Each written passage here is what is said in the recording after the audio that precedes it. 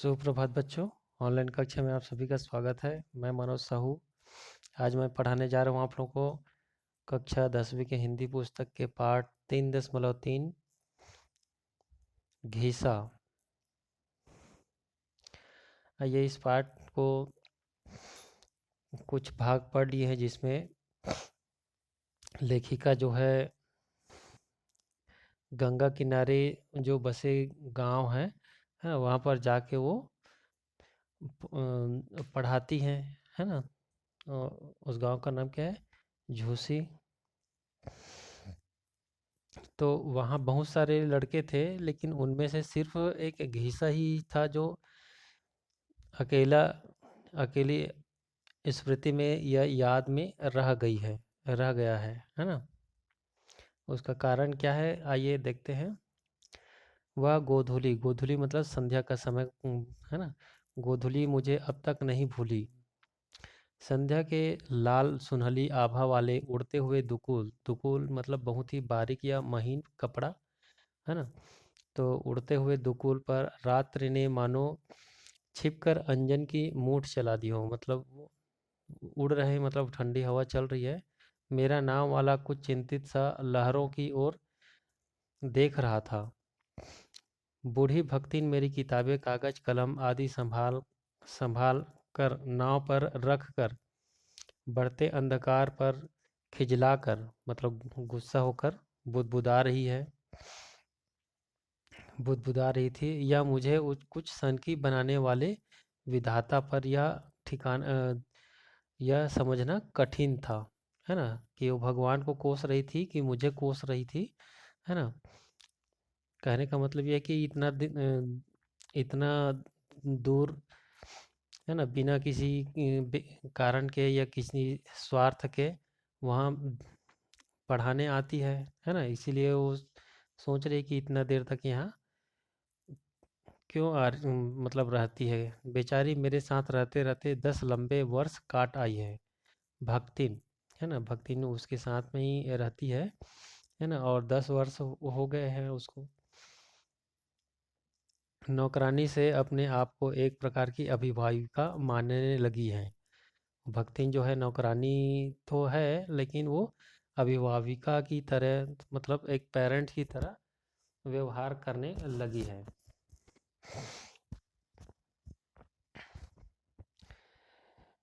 मेरी तरह सनक का दुष्परिणाम सहने मेरी सनक का दुष्परिणाम सहने के अतिरिक्त उसे क्या मिला है? सहसा ममता से मेरा मन भर आया, परंतु नाव की ओर बढ़ते हुए मेरे पैर फैलते हुए मेरी अंधकार में से एक स्त्री मूर्ति मतलब स्त्री की जैसे आकार को अपनी ओर आता देख ठिठक गए मतलब रुक गए अचानक, है ना। सांवले कुछ लंबे, कुछ मुखड़े में पतले, मुखड़े से पतले स्याह ओंठ कुछ अधिक स्पष्ट हो रही थी। आंखें छोटी पर व्यथा से आर्द्र, ठीक है, आंखें छोटी थी पर व्यथा, व्यथा मतलब दुख तकलीफ से गीली थी, नहीं मतलब वो दिखाई दे रहे थे उसके मुख से। मलिन, मलिन मतलब मैला। बिना किनारी की गाढ़ी वाली धोती ने उसके सलूका रहित अंगों को, मतलब जहाँ कपड़ा नहीं है वहाँ उन अंगों को भली भांति ढक लिया था, परंतु तब भी शरीर की सुडौलता का आभास मिल रहा था। मतलब पतली दुबली है ना। कंधे पर हाथ रखकर दुर्बल वह जिस दुर्बल अर्धनग्न बालक को अ- अपने पैरों से चिपकाए हुए थी, उसे मैंने संध्या के छुटपुटे में ठीक से नहीं देखा। ठीक है, मतलब संध्या या अंधेला होने के कारण ठीक से नहीं देख पाई, है ना, लेखिका जो है। स्त्री ने रुक रुक कर कुछ शब्दों में और कुछ संकेतों में जो कहा, उससे मैं केवल यह समझ सकी कि उसके पति नहीं है, दूसरे के घर लिपने पोतने का काम करने वहाँ चली जाती है। और उसका अकेला लड़का ऐसे ही घूमता रहता है। मैं उसे भी मैं इसे भी और बच्चों के साथ बैठने दिया करूं, तो वह बहुत कुछ कुछ तो सीख सके। ऐसा करके उसकी माँ बोल रही है। दूसरे इतवार को मैंने उसे सबसे पीछे अकेले और एक और दुबक कर बैठे हुए देखा। दुबक कर बैठना मतलब एक वो डर के मारे किसी अकेले एक जगह बैठना, है ना। पक्का रंग अर्थात काला है ना। पर गठन में विशेष सुडौल। पक्का रंग मतलब अच्छा सांवला है, काला है, लेकिन गठन कैसा है? विशेष सुडौल। विशेष सुडौल कहने का मतलब कि मलिन मुख जिसमें दो पीली श्वेत आंखें जड़ी सी जान पड़ती थी। मतलब पतली दुबली शरीर है ना। और आंखें बड़ी बड़ी हैं, वो भी कैसे? श्वेत, है ना। तो वो ऐसा लग रहा है कि जैसे वो जड़ा हुआ है, उसको फिट कर दिया गया है, मतलब थोड़ा बड़ा है वो। कसकर बंद किए हुए पतले होठों की दृढ़ता और सिर पर खड़े हुए छोटे छोटे रूखे बालों की उग्रता उसके मुख की संकोच भरी कोमलता से विद्रोह कर रही थी। कहने का मतलब ये है कि वो एकदम शांत, एकदम संकोची लड़का है, बालक है, लेकिन उसका जो सिर के जो बाल है वो एकदम खड़े हुए होने के कारण वो ऐसा दिखाई नहीं दे रहा है ना।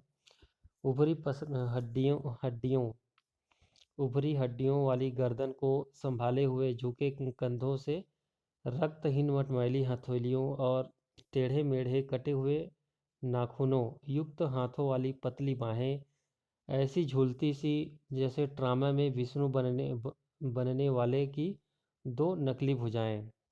मतलब इतना पतला दुबला है कि वो उसका एक एक हड्डी दिखाई दे रही है ना। और हाथ तो ऐसे लग रहे हैं कि वो उसके कंधे से ऐसे लटक रहे हैं जैसे वो जो ड्रामा होता है, नाटक होता है, उसमें विष्णु भगवान बनाते हैं या बनते हैं, तो उसके एक हाथ जो नकली हाथ है वो इधर उधर लटकते रहते हैं, वैसे ही दिखाई दे रहा है।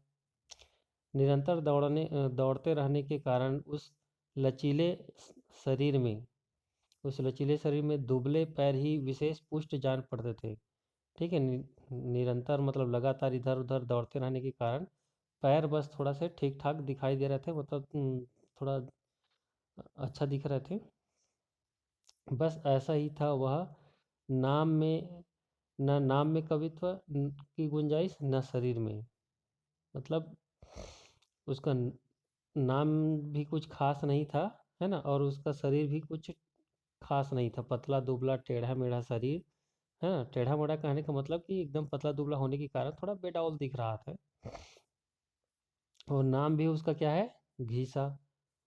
तो नाम भी उसका अच्छा नहीं है। पर उसकी सचेत आंखों में न जाने कौन सी जिज्ञासा भरी थी। ठीक है। उसकी जो सचेत आंख है उसमें न जाने की कौन सी जिज्ञासा भरी थी। वे निरंतर घड़ी की तरह खुली मेरे मुख पर टिकी रहती थी। मतलब लगातार वो लेखिका को देखा करता था। कौन? घीसा। मानो मेरी सारी विद्या बुद्धि को सीख लेना ही उसका ध्येय था, है ना। उसका मतलब एक ही उद्देश्य है, ऐसा देखता था, मतलब निरंतर लेखिका की ओर, कि मानो लेखिका की पूरे ज्ञान को वो सीख लेना चाहता है। वही उसका एक उद्देश्य है ना। लड़के उससे कुछ खींचे खींचे रहते थे, मतलब उससे कुछ नाराज रहते थे या थोड़ा दूर ही रहते थे। इसलिए नहीं कि वह कोरी था, वरन इसलिए कि किसी की माँ, किसी की नानी, किसी की बुआ आदि ने घिसा से दूर रहने की नितांत आवश्यकता उन्हें कान पकड़ पकड़ कर समझा दी थी। ठीक है। मतलब उसके जो बाकी जो लड़के हैं, है ना, उसके माँ ने, नानी ने या बुआ ने कान पकड़ पकड़ कर उससे दूर रहने के लिए सलाह दी थी। यह भी उन्होंने बताया, और बताया घीसा के सबसे अधिक कुरूप नाम का रहस्य। ठीक है। मतलब ये बाकी जो बच्चे हैं ये बताते हैं कि हमारे घर वाले लोग जो इससे दूर रहने के लिए बोले हैं, है ना। और यह भी बताया कि उसका नाम घीसा कैसे पड़ा? कुरूप नाम कहने का मतलब क्या? भाई घीसा अच्छा नाम तो नहीं लग रहा है ना, इसीलिए बोल रहे हैं कुरूप।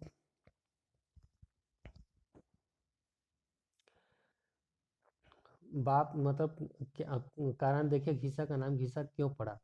बाप तो जन्म से पहले ही नहीं रहा। घर में कोई देखने भालने वाला न होने के कारण माँ उसे बंदरिया के बच्चे के समान चिपकाए फिरती थी। उसे एक ओर लिटाकर जब वह मजदूरी के काम में लग जाती थी, तब पेट के बल घिसट घिसट कर बालक संसार के प्रथम अनुभव के साथ साथ इस नाम की योग्यता को भी सार्थक करता जाता था। मतलब घिसट घिसट के चलने के कारण उसका नाम घिसा पड़ा। जब उसकी माँ जो है काम में जाती थी, तो एक और उसको लिटा के अपना काम करती रहती थी, तो अपने माँ के पास जाने के लिए वो पेट के बल घिसट घिसट कर चलता था, इसलिए उसका नाम घिसा पड़ गया। फिर धीरे धीरे अन्य स्त्रियां भी मुझसे आते जाते रोककर अनेक प्रकार की भाव भंगिमाओं के साथ, भंगिमाओं कहने का मतलब इशारा करके या अलग अलग मुद्राओं में, है ना, चेहरा बना के, है ना, तो उसी को बोलते हैं भाव भंगिमा, है ना। तो भाव भंगिमा के साथ एक विचित्र सांकेतिक भाषा में घीसा की जन्मजात अयोग्यता का परिचय देने लगी। क्रमशः मैंने उसके नाम से उसके नाम के अतिरिक्त और कुछ भी नहीं जाना। उसका बाप बड़ा ही अभिमानी था और भला आदमी बनने का इच्छुक। किसका? घीसा का बाप। डलिया आदि बुनने का काम छोड़कर, डलिया या सूप वगैरह रहता है ना, ऐसा टोकरी वोकरी बुनने का काम छोड़कर वह थोड़ी बढ़ईगिरी सीख आया था। और केवल इतना ही नहीं, एक दिन चुपचाप दूसरे गांव की युवती वधू लाकर उसने अपने गांव की सब सजाती सुंदरी बालिकाओं को उपेक्षित और उसके योग्य माता पिता को निराश कर डाला। कहने का मतलब ये है कि दूसरे गांव के जो युवती है ना, उसको ले आता है ना, और चाहता तो वो गांव गांव की किसी दूसरे जो लड़की है ना, उससे वो शादी कर लेता, या फिर अपने माँ बाप के अनुसार या उनसे सहमति होकर शादी कर लेता, लेकिन ऐसा नहीं किया वो, है ना। इसीलिए बोल रहे हैं कि गांव की सब सजाती सुंदरी बालिकाओं को उपेक्षित और उनके योग्य माता पिता को निराश कर डाला। मनुष्य इतना अन्याय सह सकता है, परंतु ऐसे अवसर पर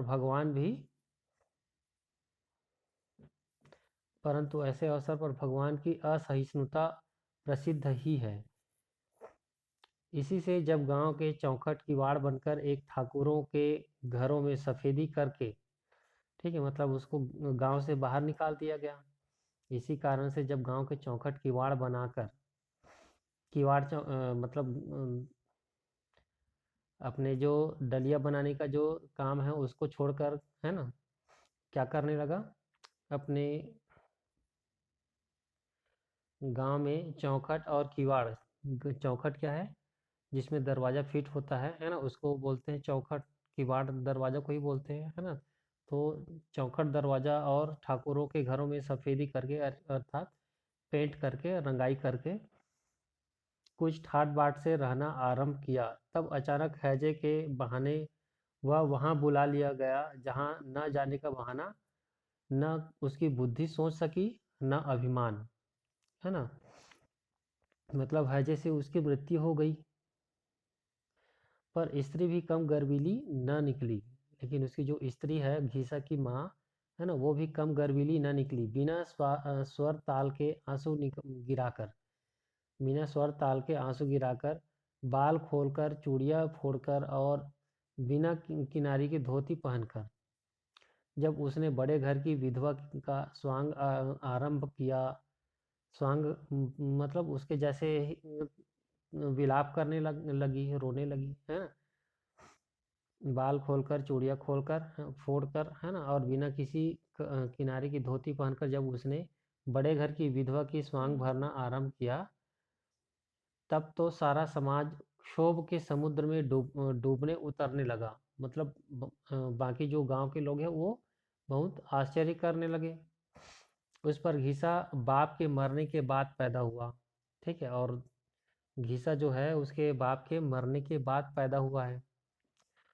हुआ तो वास्तव में 6 महीने बाद, परंतु उस समय के संबंध में क्या कहा जाए। जिसका कभी एक क्षण वर्ष बीतता है वह कभी एक क्षण वर्ष हो जाता है। इसी से यदि वह 6 मास का समय रबर की तरह खींचकर 1 साल की अवधि तक पहुंच गया तो उसमें गांव वालों का क्या दोष।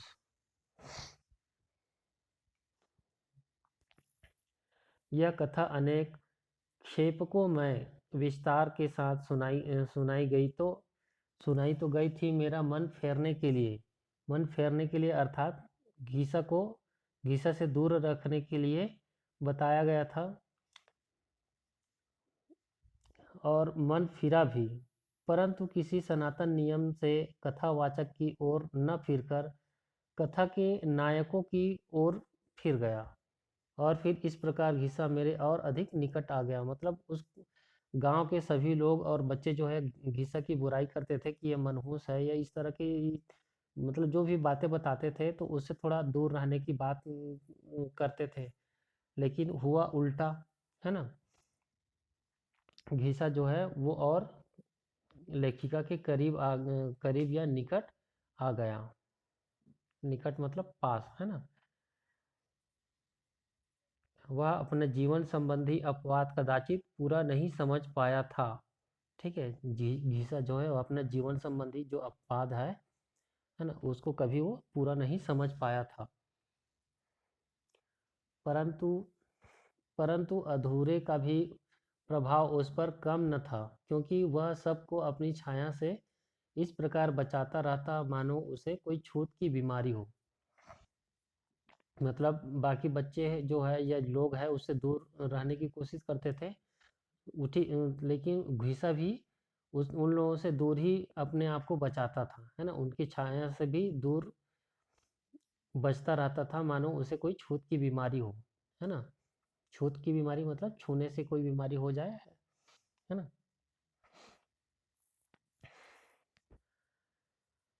पढ़ने उसे सबसे पहले समझने पढ़ने उसे सबसे पहले समझने, उसे व्यवहार के समय स्मरण करने, पुस्तक में एक भी धब्बा न लगने, स्लेट को चमचमाती रखने, और अपने छोटे से छोटे काम का उत्तरदायित्व बड़ी गंभीरता से निभाने में उसके समान कोई चतुर न था।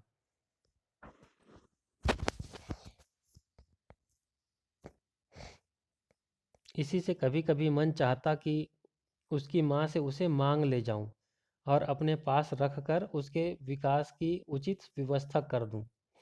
परंतु उस उपेक्षिता पर अपनी माननीय विधवा का वही एक सहारा था, है ना। मतलब उस विधवा के पास और कुछ नहीं था, परंतु उस विधवा उपेक्षिता, है ना, पर माननीय विधवा का वही एक सहारा था। वह अपने पति का स्थान छोड़ने पर प्रस्तुत न होगी, मतलब अपने घर को छोड़ने के लिए वो राजी नहीं करे होगी या स्वीकार नहीं करेगी। वह भी मेरा मन जानता था, है ना। मतलब मैं यह भी जानती हूँ करके बोल रही लेखिका। और उस बालक के बिना उसका जीवन कितना दुर्वह, हाँ, दुर्वाह हो सकता है, मतलब वो नहीं रह सकता। वह भी मुझसे छिपा ना था। फिर 9 साल का कर्तव्य परायण घिसा कितने साल का है? 9 साल का, है ना। 9 साल का कर्तव्य परायण घिसा की गुरु भक्ति देखकर उसकी मातृभक्ति के संबंध में कुछ संदेह करने का स्थान ही नहीं रह जाता था, है ना। मतलब अपने जो गुरु माँ है, लेखिका है ना, तो उससे कि वो कितना कर्तव्य परायण है ना। तो अपनी माँ के प्रति वो कितना प्यार करता होगा, और कितना मातृपरायण होगा, है ना। इस पर कोई संदेह नहीं है करके बोल रही है। इस तरह घिसा वहीं और उन्हीं कठोर परिस्थितियों में रहा जहाँ क्रूरतम नियति ने केवल अपने मनोविनोद के लिए उसे रख दिया था। ठीक है, क्रूरतम प्रकृति ने मतलब भगवान ने या ईश्वर ने, है ना, केवल उसे मनोविनोद के लिए, अपने मनोरंजन के लिए मतलब बना दिया हो, ऐसा करके बोल रहे हैं। शनिचर के दिन वह अपने छोटे दुर्बल हाथों से पीपल की छाया को गोबर मिट्टी से लिपा चिकनापन दे आता था। ठीक है, शनिवार के दिन, हर रविवार के दिन वो लेखिका पढ़ाने आती है। उससे पहले एक दिन पहले शनिवार के दिन वह अपने छोटे दुर्बल हाथों से, छोटा तो है ना, 9 साल का है, तो छोटा और दुर्बल हाथों से पीपल की छाया को गोबर मिट्टी से लिपा चिकनापन दे आता था। फिर इतवार को माँ के मजदूरी पर आते ही एक मैले फटे कपड़े में बंधी मोटी मोटी मोटी रोटी और कुछ नमक या थोड़ा चबेना और डली गुड़ बगल में दबाकर पीपल की छाया को एक बार फिर झाड़ने बुहारने के पश्चात वह गंगा के तट पर आ बैठता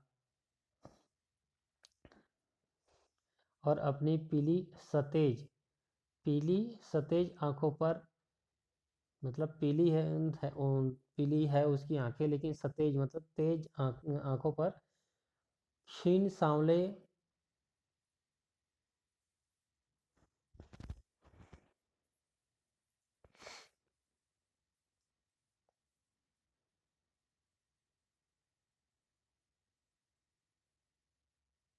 क्षीण सांवले हाथ की छाया कर दूर दूर तक दृष्टि को दौड़ाता, मतलब देखता, है ना। जैसे ही उसे मेरी नीली सफ़ेद नाव की झलक दिखाई पड़ती, वैसे ही वह अपनी पतली टांगों पर तीर के समान उड़ता और बिना नाम लिए हुए भी साथियों को सुनाने के लिए गुरु साहब कहता हुआ फिर पेड़ के नीचे पहुंच जाता था। न जाने कितनी बार दोहराए तिहराए हुए कार्यक्रम की एक अंतिम आवृत्ति आवश्यक हो उठती।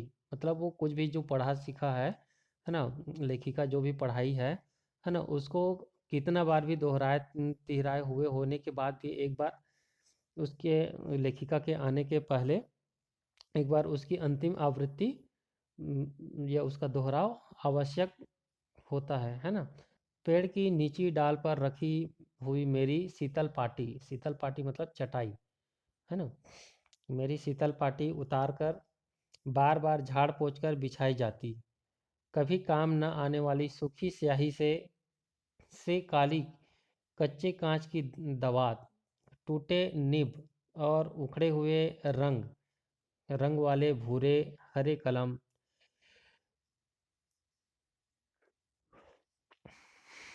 हरे कलम के साथ पेड़ के कोटर से निकालकर यथावत रख दी जाती। और तब इस विचित्र पाठशाला का विचित्र मंत्री और निराला विद्यार्थी कुछ आगे बढ़कर मेरे सप्रणाम स्वागत के लिए प्रस्तुत हो जाते।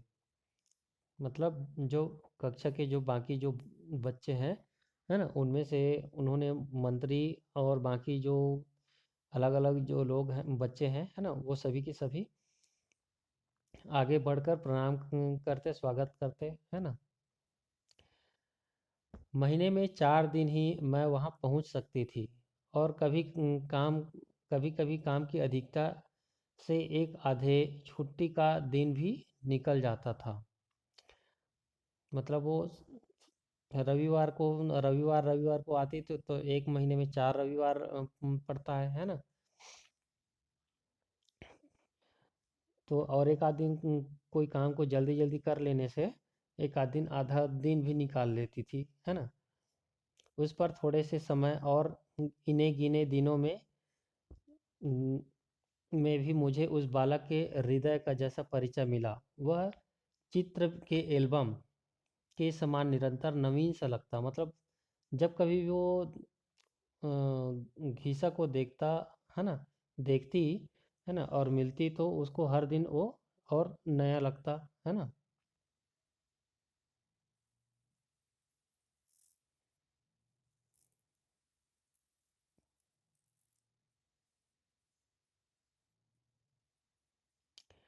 मुझे आज भी वह दिन नहीं भूलता। मुझे आज भी वह दिन नहीं भूलता जब मैंने बिना कपड़ों का प्रबंध किए हुए ही उन बेचारों को सफाई का महत्व समझाते समझाते थका डालने की मूर्खता की। अर्थात उन लोगों के पास ऐसे ही पहनने के लिए कपड़े नहीं हैं, है ना? और ऐसे में उन कपड़ों को साफ सफाई करने का जो महत्व है ना? उसको समझाने की मूर्खता की करके लेखिका बोल रही है। दूसरे इतवार को सब जैसे तैसे ही सामने थे। ठीक है, जैसे कि तैसे सामने थे, मतलब भाई उन लोग के पास कपड़े नहीं है, एक ही कपड़ा है ना? तो एक कपड़ा को धोएंगे तो पहनेंगे क्या? इसलिए जैसे कि तैसे ही आ गए थे। बाकी बच्चे जो हैं, है ना, भले ही कितना मतलब उसके एक दिन पहले साफ सफाई के बारे में, महत्व को बारे में बताया था, तो भी केवल कुछ गंगा जी में मुंह इस तरह धो आए थे। मतलब गंगा नदी के किनारे ही वो कक्षा लेती थी या पढ़ाती थी, है। तो वही नदी में ही, गंगा नदी में ही मुंह धोकर आए थे कि मैल अनेक रेखाओं में विभक्त विभक्त हो गया था, है ना? और उसके चेहरे में भी जो मैल की रेखाएं हैं वो भी दिखाई दे रहा था। कुछ के हाथ पांव ऐसे घिसे हुए थे कि शेष मलिन शरीर के साथ वे अलग जोड़े से लगते थे। मतलब कुछ लोग हाथ पैर को अच्छा साफ सुथरा कर लिए थे, लेकिन वो ऐसा दिख रहे थे जैसे वो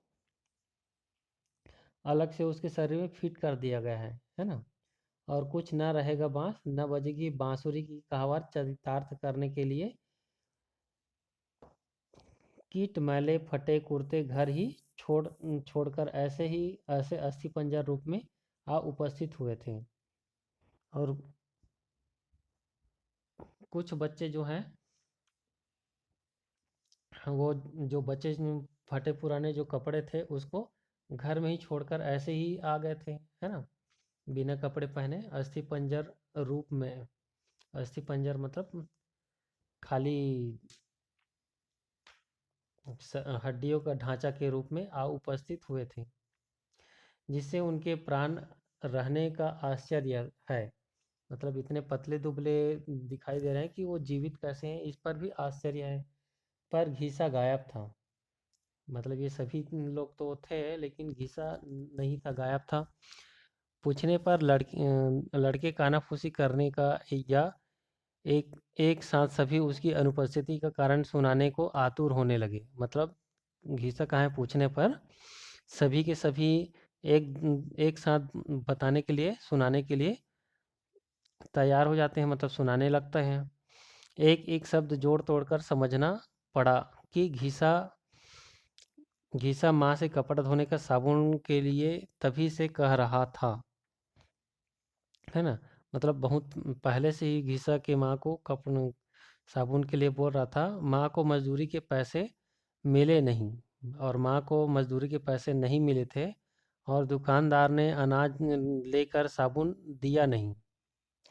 कल रात माँ को पैसे मिले और आज सवेरे वह सब काम छोड़कर पहले साबुन लेने गई, अभी लौटी है। मतलब उन लोग जब आए तो उसी समय उसकी माँ साबुन लेकर लौटी है ना? अतः घिसा घिसा कपड़े धो रहा है, क्योंकि गुरु साहब ने कहा था कि नहा धोकर साफ कपड़े पहनकर आना, ऐसा करके लेखिका बोली थी, है ना? साफ सफाई के बारे में बताया था उन्होंने। चलिए बाकी कल पढ़ेंगे।